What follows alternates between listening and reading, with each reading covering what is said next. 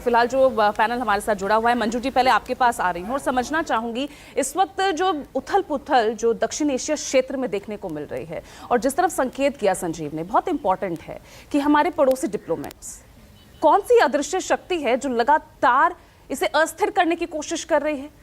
कहाँ क्या स्थिति दिख रही है मौजूदा परिदृश्य में भारत की इस वक्त?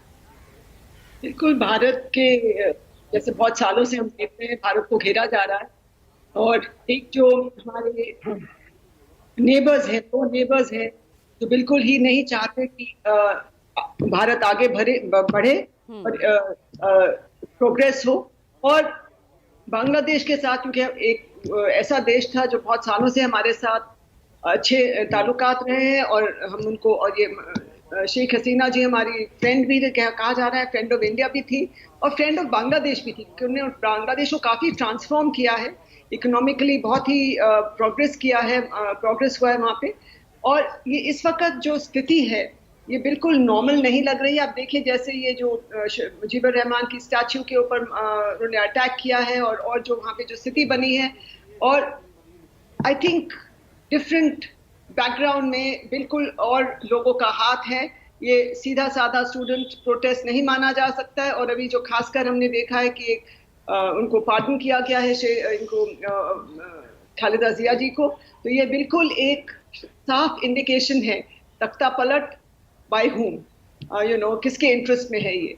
और ये बिल्कुल सारे जो एंटी इंडिया फोर्सेस को उन्होंने इकट्ठा कर दिया है। हम देख रहे हैं जो यहाँ पे जो लड़ाई, ये जो स्टूडेंट प्रोटेस्ट हुए हैं, इसमें एक बहुत एंटी इंडिया, क्योंकि कल्चरल सेंटर को हमारा इंडियन कल्चरल सेंटर को जलाया गया और ये बिल्कुल साफ है कि ये सिर्फ खालिदा जिया के अगेंस्ट नहीं था, ये एंटी इंडिया भी, शेख हसीना जी के अगेंस्ट नहीं था, इंडिया के अगेंस्ट भी ये पूरे प्रोटेस्ट किसी ने, मुझे लग रहा है, उकसाया गया है कि हाईजैक किया गया जो स्टूडेंट प्रोटेस्ट ओरिजिनल था।